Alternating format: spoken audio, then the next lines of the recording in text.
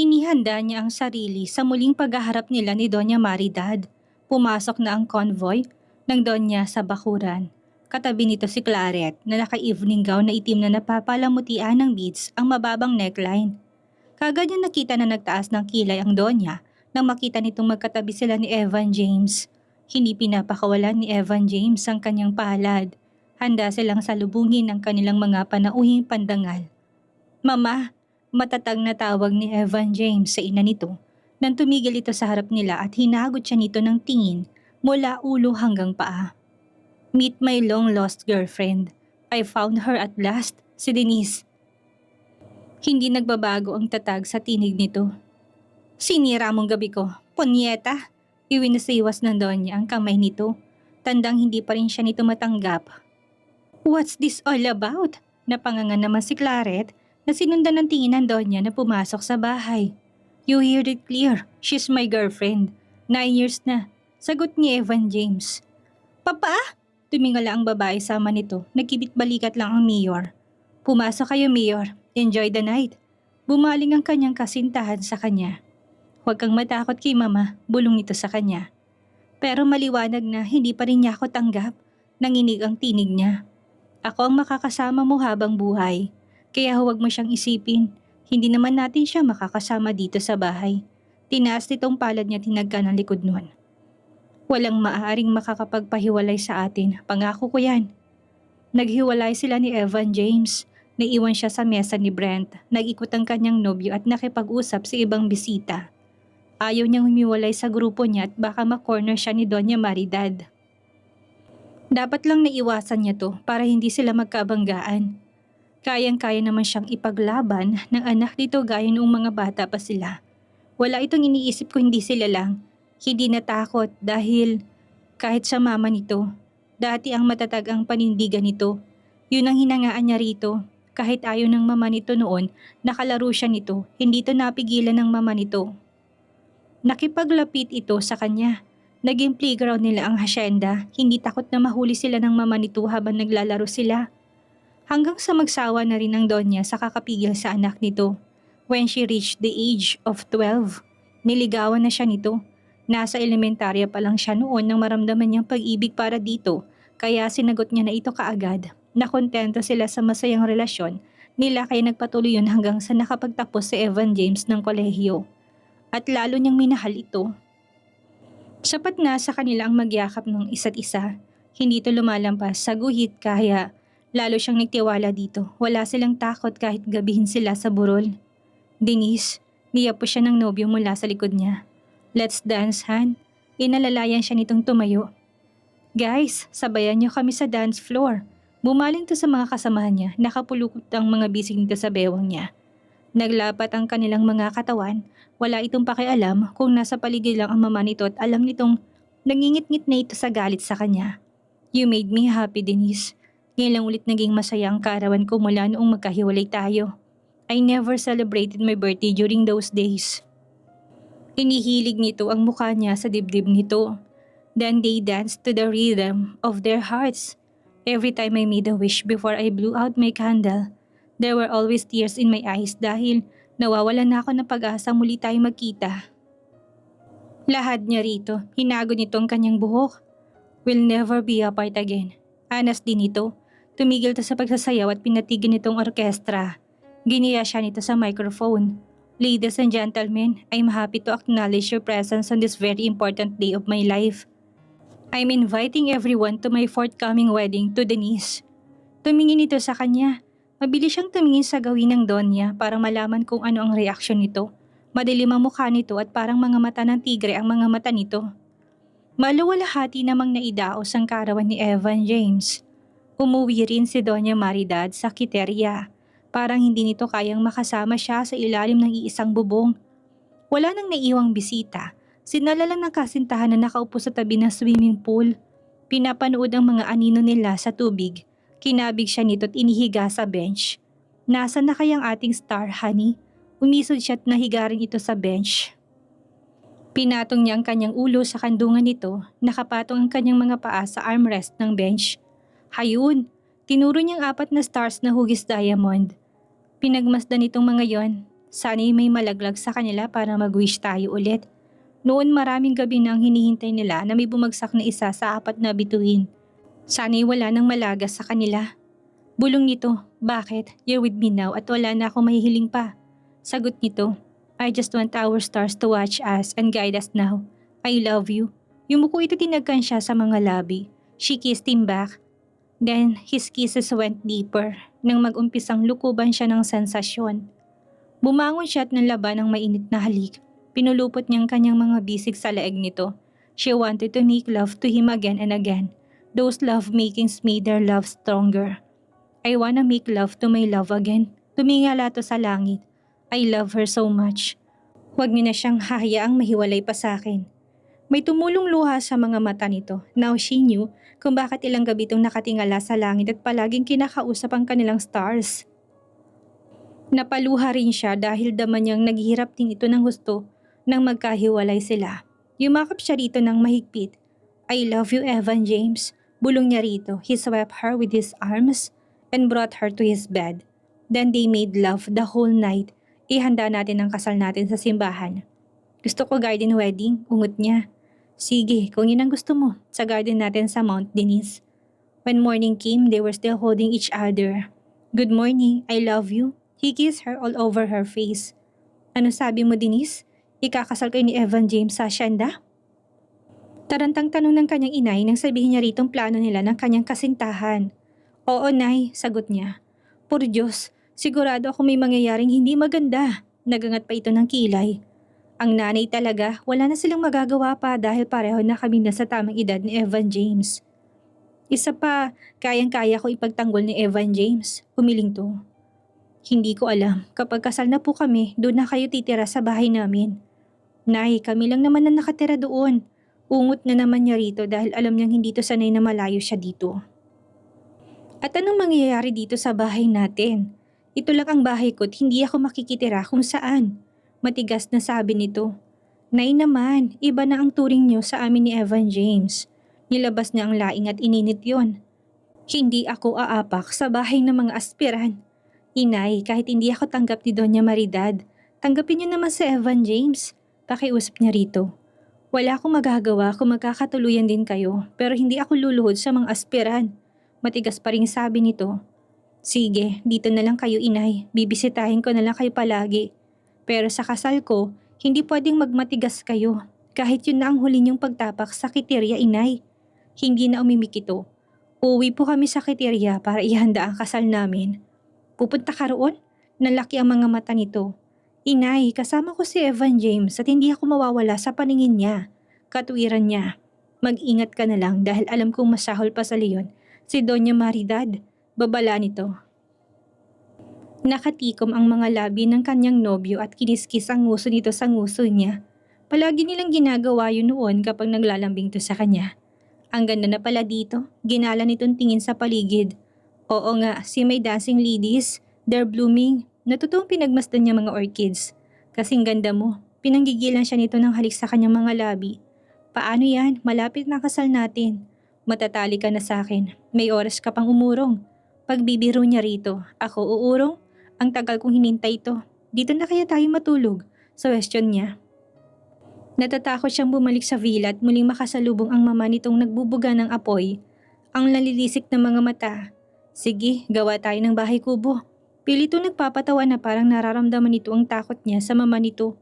May tent naman? Ngumuso siya at pinalis sa isipan niyang lumilitaw na anyo ng mabangis na ina nito.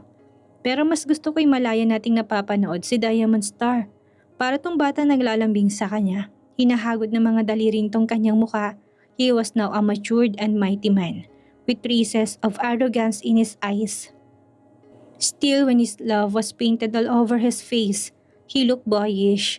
She could not resist kissing him. I love you, bulong niya rito. I love you so much, Mrs. Aspiran. Then they kissed again. Nakabalik na sila sa Manila. Nagayos na siya ng sarilit naghihintay na lamang ang kanyang sundo. Tumunog ang kanyang cellphone sa ibabaw ng mesa niya. Hello, honey. Ilalabas ko lang si Mr. Five. Bukas na rin kasi ang alis niya patungo sa Hawaii. Anang kasintahan niya. Okay, magta-taxi na lamang ako. Ania, I love you. I call you up when I got home. His voice was husky. I love you too. Ingat ka, love. Paalala niya dito. For you I will. Bye for now, he said in his most seductive voice. Bye. Pinalambing din niya ang kanyang tinig. I'll call you up later. Paalam nito. Nagpasya siyang umuwi na lamang. Mag-aalas 6 na. Rush hour. Kaya puno ang mga taxi na dumadaan. Naglakad siya papunta sa kabilang kanto. Doon ay madalang ang mga naghihintay ng taxi. Sumilong siya sa waiting shed. Kumunot ang noon niya ng may humintong van sa harap niya at bumukas ang sliding door nito. Hindi niya pinansin yon. Tinuon niyang tingin sa mga padating na taxi mula sa kanto. Nagulat na lamang siya nang may marahas na mga kamay ang yumapos sa kanya. May panyong tinutop sa kanyang bibig. Dahil sa pagkagulat, hindi siya nakahuma. Hindi siya nakapalag at naisakay siya sa van ng walang kahirap-hirap. Bilisan niyo! Galit na tinig ni Doña Maridad mula sa likuran ng van. Ano nangyayari? Bitawan niyo ako! Sigaw niya. Ngunit nangihina ang kanyang katawan dahil sa takot na maaaring gawin ng Donya sa kanya. Evan James, please come and save me! Hiyaw ng isip niya. Ito na ba ang kinatatakutan ng kanyang inay? Talagang masama ang budi ni Doña Maridad. Hindi talaga ito papayag na makasal sila ni Evan James. Gumawa ka ng sulat, matigas na sabi nito. Hindi ako papayag na makasal ka kay Evan James. Kaya dapat sumunod ka babae kung hindi ipapapatay kita. Makapangyarihan ang tinig nito, parang tinig yun ng isang demonyo. No, asik niya. Kung ayaw mong mamatay, gumawa ka ng sulat. Iritado na sabi ng lalaki sa tabi niya. Naglabas ito ng baril pero kung anong ipapasulat sa kanya, wala siyang balak na gawin yon. Mamamatay na muna siya bago sumunod sa kagustuhan ng Donya. Bibigyan kita ng papel at ballpen, anang lalaki. Sumulak ang kanyang dugo, umiikot na rin ang kanyang paningin. Parang maubusan na siya ng hangin sa baga. Ngunit hindi siya susunod dito. Maiksi lang naman ang isusulat mo kay Evan James. Sabihin mong lumayo ka na dahil napag-isipan mong sapat ng ilang araw na pinagsamahan niyo para magantihan mo siya sa pag-iwan niya sa'yo. At wala ka ng balak na bumalik sa kanya, dikta ng Donya sa galit na tinig. Sumirko ang mga kanyang sikmura. May mapait na likidong nalasahan siya sa kanyang bibig. Hindi niya kayang pinapagawa nito. Over my dead body. Ponyeta, ayaw mo ba talagang gumawa ng sulat? Magkano gusto mo? Ibibigay ko. Pero hindi ako papayag na ikaw ang papalis sa pwesto ko sa villa. Mamamatay na muna ako bago mo tuloy ang makuha ang anak ko. Galit na sabi nito. Napakasama niyo, hindi niyo kami mapaghihiwalay ni Evan James. Matatag na sagot niya. Pakinggan mo ko babae, kahit na makasal kayo, kahit na magkaanak pa kayo, hindi kita matatanggap kailanman. Kung magpipilit ka, magdadalong isip ka muna. Dahil kung hindi ikaw ang mapapatay ko at ilalayo ko sa inyo magiging anak niyo. Hindi ka rin liligaya kung pipilitin mo kagustuhan mong mapabilang sa pamilya ko. Lumayo ka gaya na sasabihin mo sa sulat mo. Kung hindi mamamatay ka rin kapag muli kang nagpakita kay Evan James. Nalilisik pa rin ang mga mata nito. Wala kayong puso. May nilabas itong baril mula sa bag nito. Sasabog ang bungo mo kapag pinatagal mo pa to. Nalilisik ang mga mata nito. Lalo siyang nasindak sa pagputok sa kanya ng baril.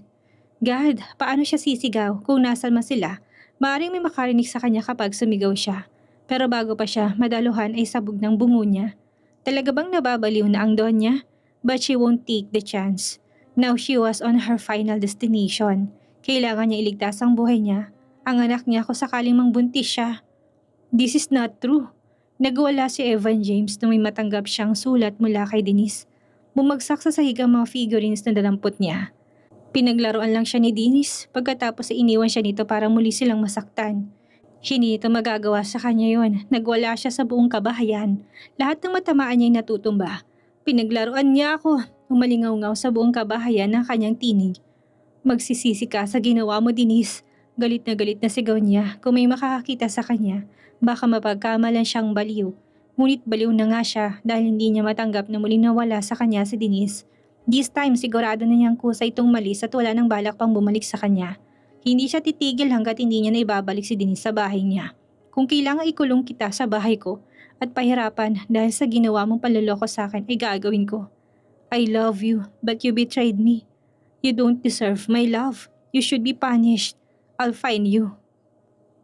Iisang tao lang ang alam ni Denise na makakatulong sa kanya. Tinawagan niya si Brent. Si Brent lang ang makakatulong sa kanya ngayon. Ayaw pa niya magpakita sa inay niya dahil baka nandun lang si Evan James. Nagtago na muna siya sa lugar kung saan hindi na siya matatagpuan ni Doña Maridad. Paano kung buntis nga siya? at idamay nitong anak niya. Kung siya lang ang pagmalupitan nito ay matatanggap at kakayanin niya. Ngunit ang idamay ang anak niya hindi niya papayagan. Kaya kahit nagsusumigaw ang puso niyang ayaw saktan si Evan James, ay sinunod na rin niyang utos ng ina nito para makawala siya sa mga kamay nito. Alam niya hindi nagbibiro yun ng ikasa nito ang baril. May narinig siyang katok sa pinto ng hotel kung saan siya tumutuloy. Doon niya pinapunta si Brent. Sumilip siya sa peephole bago niya binuksan ang pinto. Denise, awang nakarehistro sa buong mukha ni Brent. God, you're sick. Bulalas nito nang mapagmasdan na siyang mabuti. Tinakot ako ni Doña Maridad. Sumbog niya kaagad dito. Ang mama ni Evan James? Brent, hindi siya papayag na magkatuluyan kami. Papatayin niya ako at baka madami pang anak ko. Napahugulhol na siya sa labis na takot. Shh, baka lalo ka lang mapasama. Here, binili ko mga pinabili mo. Inalalayan siya nitong maupo sa kama. Natatakot ako, bulalas pa rin niya. You must. Galit na galit si Evan James at nagbanta sa aming lahat sa bangko na kapag nalaman daw na itinatago ka namin ay mapapasama kami. He was so angry at everybody and also at you. Hinaplos nitong kanyang muka, hinagod ang kanyang buhok. Look at you, umiling to. What am I going to do? Napayak na siya ng malakas. Stop crying now. Don't worry, I'm here. At itatago na muna kita hanggat hindi ka pa nakapagdesisyon. But make it fast dahil nagwawala si Evan James. Payo nito. Tumango siya. Kailangan niya maging matatag at mag-isip ng mabuti kung anong dapat niyang gawin. Ang nanay ko, she's okay. Binisita namin siya kahapon. Pero wala akong sinabi sa kanya gaya ng utos mo. I told her to calm down at hahanapin kita. Sagot nito. You're so mabait, Brent. Napayakap na siya dito. Shh! Hinagod nito ang kanyang likod. Lalo mo panatagin ang loob mo. Hindi magandang palagi kang umiiyak. You need a doctor as well. I'll bring you to my sister's clinic.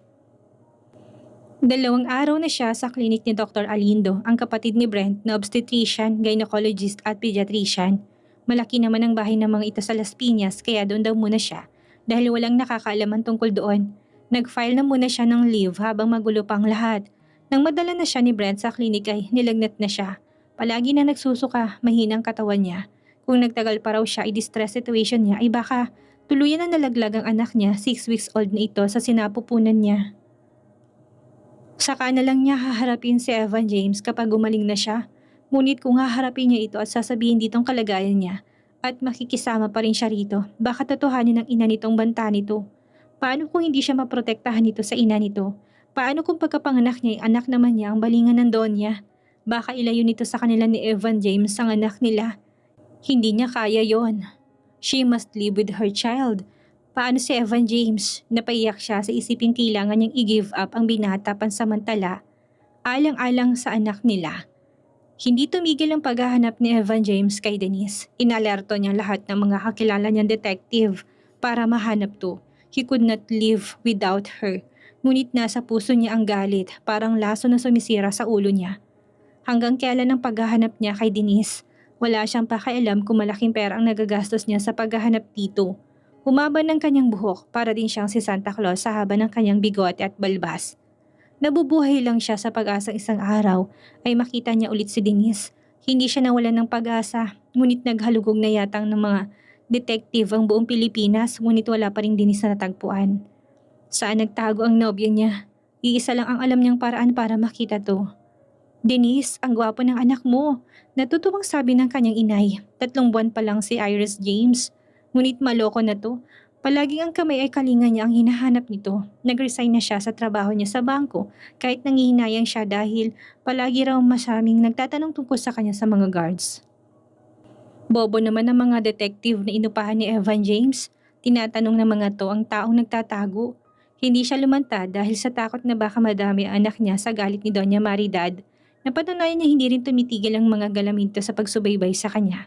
May isang lalaki nagpunta sa klinik noon ni Dr. Alindo at isang sulat ang binigay nito para sa kanya. Kahit saan siya magpunta ay nakatuon ang mga mata ni Doña Maridad sa kanya. At kapag bumalik daw siya kay Evan James ay mawawala sa kanya anak niya. Natakot siya roon kaya nilipat siya ni Brent sa Batangas kung saan naroon ang farm nito.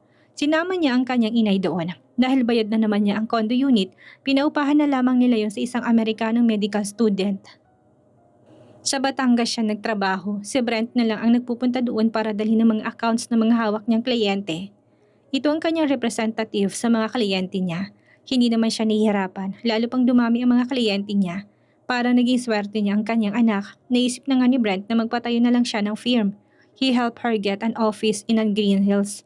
Sa penthouse ni isang condo building doon ang kanyang office at residence. Ngayon ang kanyang accounting firm ay stable na sa loob ng 6 na buwan. Anak, kailangan na natin siyang binyagan. Pangungulit na naman ng nanay niya. Sa 1 buwan na po, sagot niya, nagtitimpla siya ng gatas ni Iris James.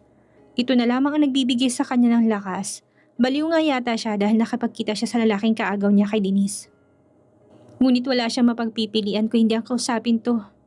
Evan James, sabi ni Brent na makapasok na to sa private room na kinuha niya sa Infinity Bar para doon sila mag-usap.